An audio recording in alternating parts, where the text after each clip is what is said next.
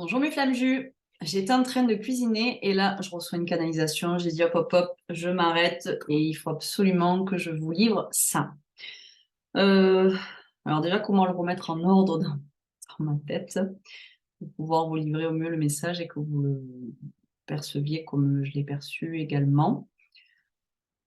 Je vais intituler cette vidéo Si le runner a peur d'aimer, le chaser a peur d'être aimé. Et Et effectivement, je le ressens profondément que j'ai eu cette phase-là où pendant longtemps, on va s'enfermer sur soi-même parce qu'il y a quand même cette phase de guérison, hein, donc on a besoin de s'enfermer dans cette solitude, etc., pour pouvoir guérir et faire réellement le travail. Mais là, je voudrais que tu te poses 2 minutes là, si tu es en train d'écouter cette vidéo, il n'y a pas de hasard. Si je te pose la question tout de suite maintenant, si ton runner revient maintenant pour te dire tout ce que tu es, tout ce que tu aimerais entendre, tout ce que tu fantasmes sur le fait que il t'aime, que c'est toi la femme de sa vie ou l'homme de sa vie. Vous prenez, si vous êtes un homme, ce qui vous conviendra. Si vraiment il revient là demain pour te dire ça, est-ce que tu es prête? Est-ce que tu es prêt? Est-ce qu'il n'y a aucune peur qui remonte par rapport à ça? Parce que le problème du chaser, c'est parce qu'on a tellement vécu dans cette solitude qu'on a énormément de mal à s'ouvrir au monde extérieur. On a énormément de mal à s'ouvrir à de nouvelles rencontres, à des partages, à des opportunités, à s'ouvrir complètement justement, à recevoir toute l'abondance que l'on mérite. Si aujourd'hui il n'y a pas d'abondance dans ta vie, c'est parce que toi-même tu ne vibres pas cette abondance et parce que tu ne crois pas que tu puisses la recevoir. Donc l'âme éveillée en premier est éveillée au lien. Donc le chaser est éveillé au lien. Et être éveillé au lien dans un premier temps ne veut pas dire qu'on est complètement éveillé. Il y a une grosse partie de guérison à faire, une grosse partie de libération à faire, des peurs, du transgénérationnel, des vies antérieures, de nos blessures. Parce que concrètement, là, euh, si demain ton runner devait revenir et qu'il y a encore des peurs de est-ce que je vais pouvoir lui faire confiance? Et s'il refaisait pareil? Et s'il m'abandonnait de nouveau? Je ne veux plus souffrir, etc., etc., etc. Sauf que la croyance en l'autre est une profonde croyance en nous-mêmes. Si tu crois en toi, tu crois en toute personne de toute façon qui sont mises sur ton route et sur ton chemin. Tu crois profondément que tu mérites le meilleur et donc du coup, tu te laisses aller dans ces nouveaux cadeaux que la vie t'envoie. Tu te laisses aller dans cette abondance que tu mérites. Mais pour ça, il faut être complètement ouvert à recevoir ces cadeaux, à les recevoir, sans avoir peur de souffrir, sans avoir peur de et qu'est-ce qui se passerait demain? Parce qu'on s'en fout de ce qui va se passer demain. Parce que de plus en plus, quand tu montes ta conscience, tu es ici maintenant. Donc tu vis ton instant ici maintenant. Qu'est-ce qui se passera demain? Dieu seul le sait. Donc, si le runner a peur d'aimer, c'est tout simplement parce que toi, tu as peur d'être aimé. Et donc, il faut arriver à retrouver un équilibre dans cette balance où si tu n'as plus peur d'être aimé et que tu reçois complètement l'amour de toute manière que ce soit. Parce que recevoir l'amour, ce n'est pas que de ton autre. Recevoir de l'amour, c'est dans chaque interaction que tu vas avoir avec chaque personne. Et te nourrir de ces nouvelles rencontres, de vraiment plonger profondément avec la personne que tu as en face de toi et être complètement ouverte à cette conversation. Pourquoi avoir peur de faire des nouvelles rencontres? Parce que tu es déjà dans des projections de oh, et si je tombais amoureuse, et si on se mettait la bague au doigt, et donc du coup je vais oublier mon runner, etc. Mais pourquoi déjà se poser ce genre de questions? Donc du coup on s'interdit ces nouvelles rencontres. On s'interdit le champ des possibles. Et pourtant, je peux vous dire que c'est juste extraordinaire. Là, ce que je vis dans ma vie, là, c'est accélération puissance 10 000 depuis vraiment quelques mois, mais surtout fin d'année. Où j'ai l'impression, là, on est le 14 février, d'ailleurs, mes flammes jus, honorez-vous. C'est la Saint-Valentin, c'est le jour dédié à l'amour, même si l'amour doit être à chaque jour, à chaque seconde. Mais faites-vous un cadeau à vous.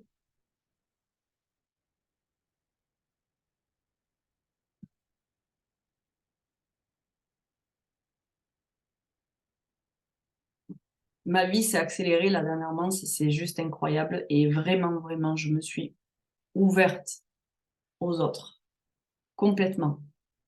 Peu importe les relations, amicales, rencontres comme ça, qui vont être dans une soirée, je suis ouverte à ça, à recevoir juste ce moment de partage. Et c'est de l'amour. Et c'est pas souffrant. Il n'y a pas de souffrance derrière ça. Derrière l'amour universel, il n'y a pas de souffrance. Donc, j'ai eu cette canalisation-là. Mais du coup, pour moi, il y a eu encore un déclic de me dire, l'autre pourra t'aimer uniquement quand toi, tu auras cet espace à l'intérieur de toi pour recevoir totalement cet amour. N'aie plus peur de rien. S'il y a encore des peurs, c'est que tu n'es pas guéri. S'il y a encore des peurs et que comment je veux dire ça, et que tu es toujours en train de regarder ce que ton jumeau fait, ne fait pas, s'il est toujours pas là et qu'est-ce qu'il fout, il travaille pas sur lui, etc. T'es pas dans le chemin là. T'es pas centré sur toi. T'es pas centré sur ta guérison. Et pourtant, c'est ce qu'on te demande, de te jeter à l'eau, de monter vers la lumière, d'affronter tes parts d'ombre. Parce que ton jumeau, il est venu juste pointer ce qui fait mal. Mais ce qui fait mal, c'est en toi. Ça a toujours été là en toi. Ça a toujours été latent. Et cette personne est venue te montrer ce qui n'allait pas. Donc, soit on se jette à l'eau et on s'abandonne au processus et on rentre dans la machine à laver pour en sortir plus lumineux, soit on résiste au processus, on résiste à la guérison et on repousse ben, la réunion. Donc, si tu trouves toujours des espaces en toi qui te disent que ben, c'est peut-être pas dans cette vie-là, qu'est-ce qu'il fout, voilà, c'est bon, moi j'ai fait, qu'est-ce que lui il fout.